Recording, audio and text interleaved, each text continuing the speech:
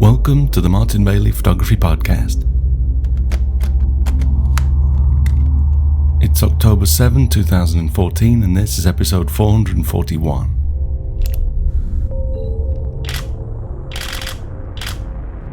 Two days before I left for my 2014 Iceland tour, I picked up my shiny new iPhone 6 Plus and have used it for panos, videos and photo sharing etc. over the last 2 weeks.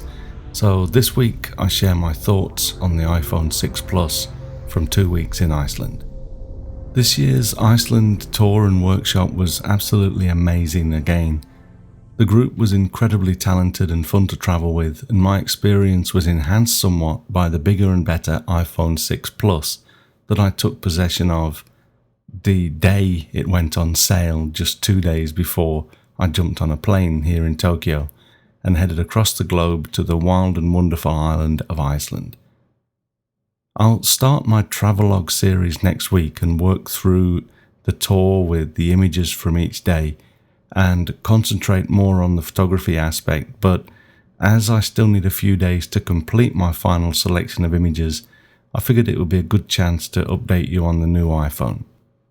I'm not going to dig deep into specs and technical details as I would a normal camera, because that's not how I use my iPhone. But from a consumer perspective, here's what I found. First of all, one of the questions I received the most so far is why did I go for the larger screen iPhone 6 Plus? The first and foremost reason for this was so that I can view and show my images much larger and more beautifully with this larger screen. I also like to read on my iPhone, especially when traveling, and the new large 5.5-inch screen makes this much more comfortable. To put things into perspective, here's a photo of my old iPhone 5 with its 4-inch screen, which was a nice increase over the even older iPhone 4 at the time, but as other companies released smartphones with larger screens, Apple seemed to get left behind.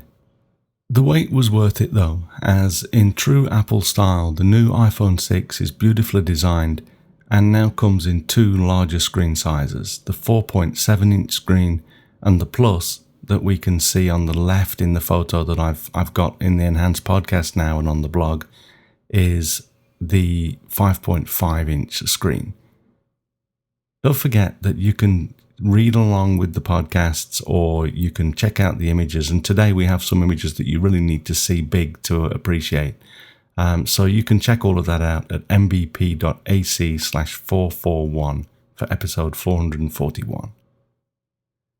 To be totally honest, I was a little bit apprehensive when I ordered the larger screen iPhone 6 Plus, especially without actually holding one beforehand. But any of you that have listened to this podcast for a while will know that one of my mum's famous mottos was, if you're going to have one, have a big one, meaning a big one, of course. I've kind of lived that mantra most of my life in various interpretations, and it's always worked out good for me. This time too, there was no reason to worry. I simply love the big screen, and the iPhone 6 Plus fits surprisingly comfortably in the front pocket of my jeans or a jacket pocket. I've heard of people bending theirs by putting them in their back pocket of the jeans, but I've never put my phone in the back pocket, and I probably never will, just out of habit, so this isn't something that concerns me. As I said, one of the main reasons I wanted the larger screen was to show images bigger and better than was ever possible with the smaller iPhone screens. Don't get me wrong, when that is all I had, I was happy enough with it. People just tend to bring the phone closer to their face with smaller screens, but the iPhone 6 Plus just takes the image viewing experience to a whole new level. Before I left for Iceland, I double-checked that all of my portfolios were synced to the new iPhone in Lightroom Mobile, as I'd restored a backup of my old phone, and they were all there, no problem. I created a new collection called Iceland 2014 in Lightroom on my Mac and set it to sync with Lightroom Mobile. Then, as I shot new images that I liked during the tour, I just added them to this collection with the B key on the keyboard because I'd made it the target selection. Then, whenever I had Wi-Fi at a hotel, the collection would sync with my phone and the phone would then sync back. And so I could show my photos as I went along.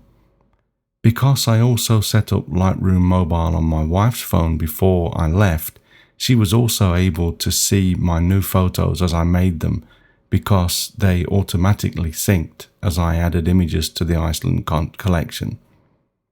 I know that there are other ways to sync photos between computers, but this also enables me to browse photos and change ratings while traveling, and I can also check shooting settings from older photos that give advice, so that I can give advice to the group on focal lengths and things like that as we arrive at new locations. So Lightroom Mobile really works for me in this situation. One of the other reasons I went for the Plus over the standard iPhone 6 was the optical image stabilization for the camera in the Plus model. I don't really do much shooting with my iPhone, but I use it like many consumers probably do to capture memories, more like snapshots than the photos that I shoot with my digital SLR cameras. Actually, while I'm out with my iPhone and my DSLR, I tend to use the iPhone to shoot panoramas more than anything else. Here we can see a panorama that I shot with the iPhone 6 Plus up in the highlands of Iceland. This is straight out of the camera and I think pretty good for a camera phone.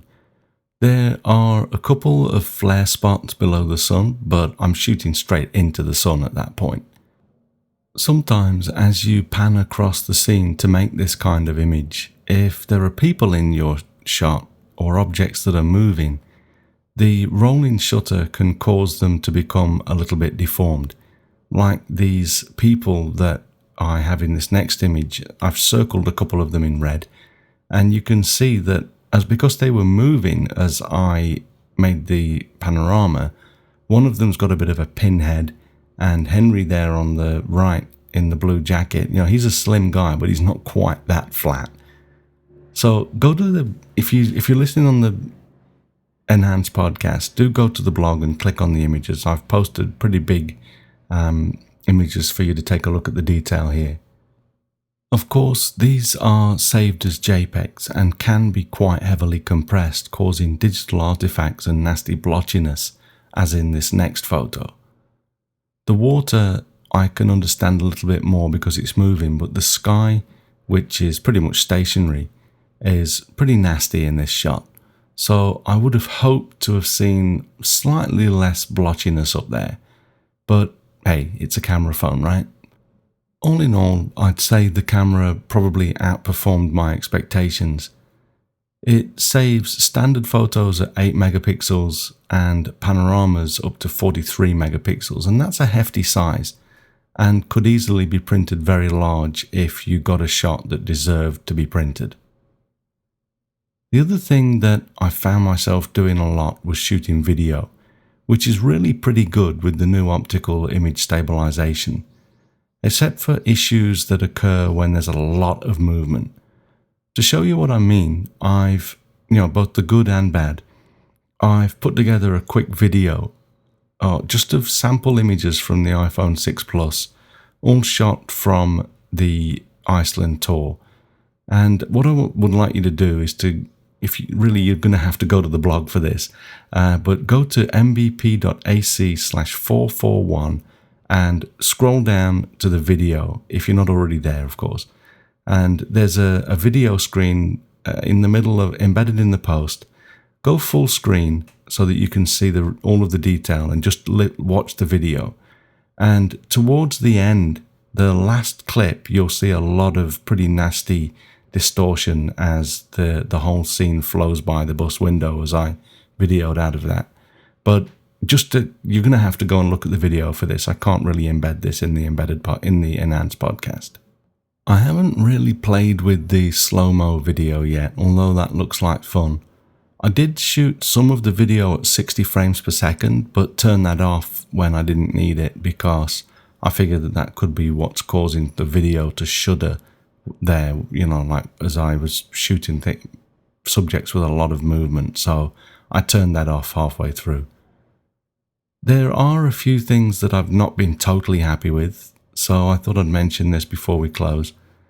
The first thing was that, my hands dried up from the cold in Iceland, so my fingerprints must have changed or something, because I found that the Touch ID stopped working within just a few days of getting to Iceland. I rescanned my fingers and it worked again for a few scans, but then stopped working again. I found myself typing in or tapping in my security code for 99% of the time. And even now that I'm home, because it would take my hands a few weeks to get back to normal, I still can't use my fingerprints for the Touch ID. It worked fine for the few days before I went to Iceland, so I know it's the cold and my skin having dried up that's causing the issue. But I did think it would be better than this. I didn't think the issue would be quite this bad.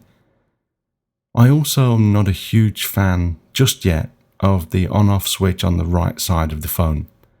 At first, it feels ergonomically better to have the switch on the side, especially now with the bigger phone, meaning that you'd have to change your grip to push a button on the top of the phone as before.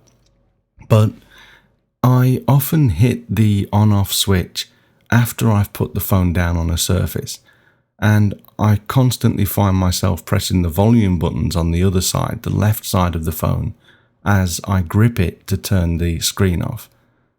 This isn't a big issue, and I'm sure I'll get used to it, but I can't help wondering if this could have been designed just a little bit better. This is absolutely all that I can think of, though, that isn't totally perfect. Everything else just works. I can't say that I've noticed any real speed increase with the 64-bit iOS and faster processor and all of that. But then again, I was never unhappy with my iPhone 5. I don't play a lot of games, except for collecting cars in CSR racing, and although that looks beautiful on the larger screen, I probably just don't have a good baseline for comparison of speedy graphics, etc. Anyway, that's really all I have time to do this week with the video edition, etc. I have to get back to other things following my tour and start to finalize my selection of images so that we can talk about those from next week. In general, I'm very impressed with the iPhone 6 and I'm very happy with the large screen. Yes, it's much bulkier than my old phone, but the look on people's faces as they view my photos on that screen is priceless, and the user experience is much better in my opinion. There are lots of things that have been added, like horizontal views for mail and calendar apps, etc., but I'm sure other people will do a great job of talking about this stuff in time, and there's plenty of other information about that and all of the other shiny new features on the Apple website as well. So I'll just keep this to my photography related experiences. Before we finish, I did want to mention once again that we'll be getting into my Iceland travelogue episodes from next week, and so please do stay tuned for that. Also note that we have now set the dates for the 2015 Iceland tour and workshop, so do check that out if you're interested in joining us. If you're not on the website, you can get there directly with the link mbp.ac/Iceland 2015. It really is an amazing tour that you will absolutely love. So thanks very much for listening today. If you enjoyed this podcast, do take a moment to tell your friends. And if you don't already, please subscribe in iTunes or your favorite podcast app to ensure an uninterrupted delivery. You can find me on Google Plus and Twitter, Facebook, etc., and links to everything that I'm up to are at the top page at martinbaileyphotography.com. So do drop by and take a look. I'll be back next week with another episode. But in the meantime, you take care and have a great week, whatever you're doing. Bye bye.